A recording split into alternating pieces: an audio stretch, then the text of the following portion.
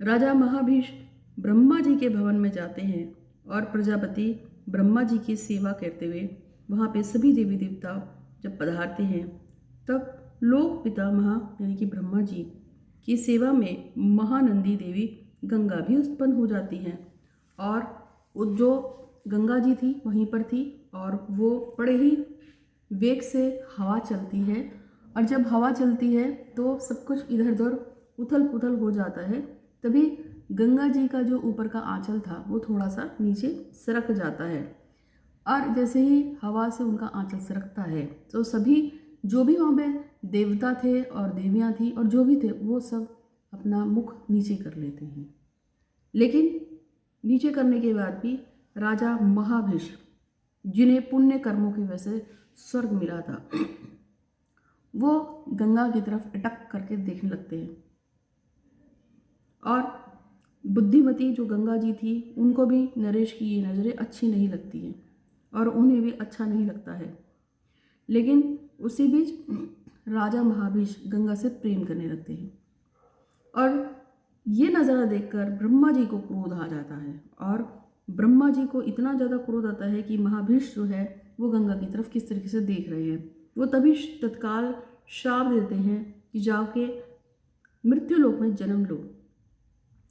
और इसी समय आठों वसु अपनी अपनी स्त्रियों के साथ वशिष्ठ जी के आश्रम पे आए, और घौ नामक एक प्रधान वसु था जिसने नंदिनी गौ को देखा, जिसको आप कामधेनु भी कहते हैं। उन्होंने पूछा कि हे वशिष्ठ जी, ये किस तरह की गाय हैं? तो उन्होंने बताया कि ये उत्तम गौ वशिष्ठ जी की है, और स्त्री हो या पुरुष, जो भी इस गाय के दूध पीने का इच्छा रखता है उसे अगर इसका दूध मिल जाए तो वो 10,000 वर्ष तक जीवन देने वाला इसका दूध है, हमेशा जवानी रहती है, उसको कभी मृत्यु प्राप्त ही नहीं होती है।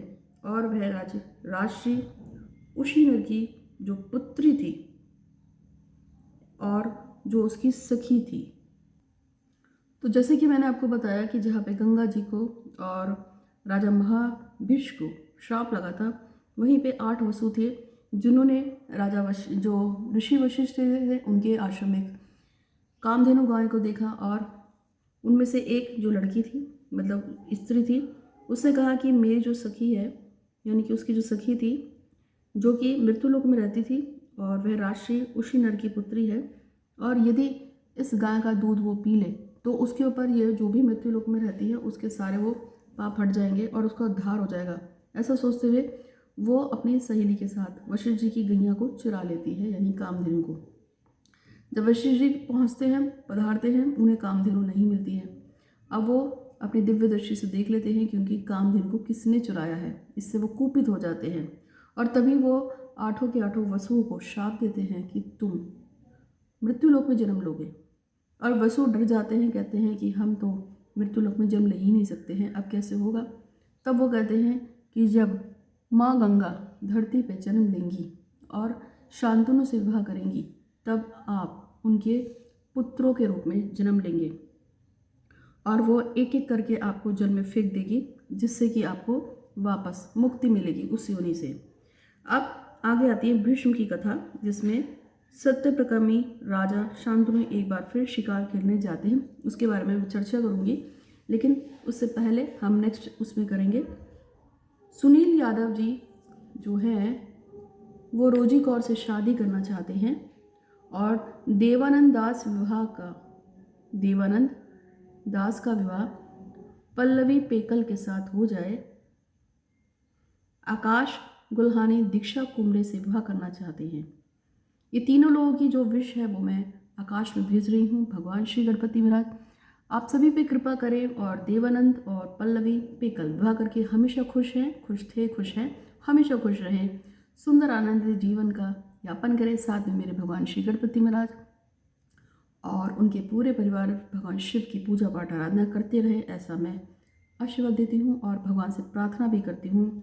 इसी तरह से सुनील यादव और रोजी कौर, आकाश गुल्हानी और दीक्षा कुमरे हमेशा खुश रहें, स्वस्थ रहें, और रेशमा जो है उसकी जो इच्छा है वो पूरी हो जाए। वो जो भी कुछ चाहती है और परवेश परविंदर सिंह की शादी पंकज देवी के साथ हो जाए।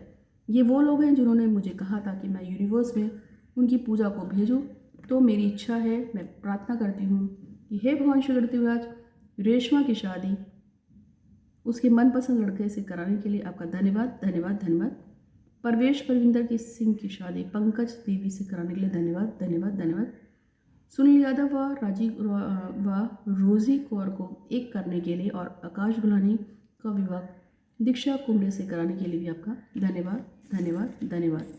तो अब मैं आपको अगली कथा सुनाऊंगी एक विश्राम के बाद।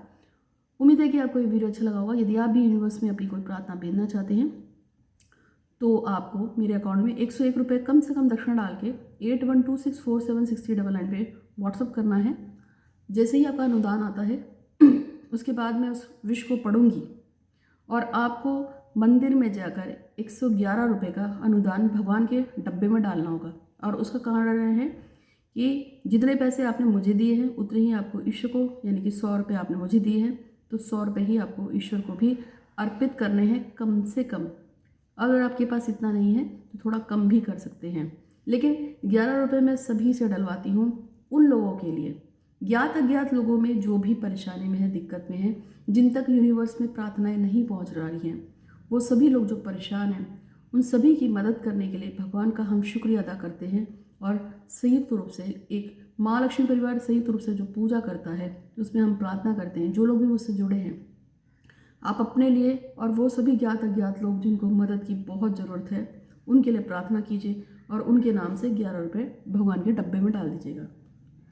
ठीक है, जो भी प्रार्थना में सहयोग करता है, एक ही बार डालना है, बार बार नहीं डालना है। ठीक है, तो उम्मीद है कि ये वीडियो आपको अच्छा लगा होगा। अच्छा लगा तो लाइक कीजिएगा, शेयर कीजिएगा। हमेशा खुश रहिए। आज के लिए इतना ही। अगले वीडियो में मैं थोड़ी देर बाद ही मिलती हूँ। धन्यवाद।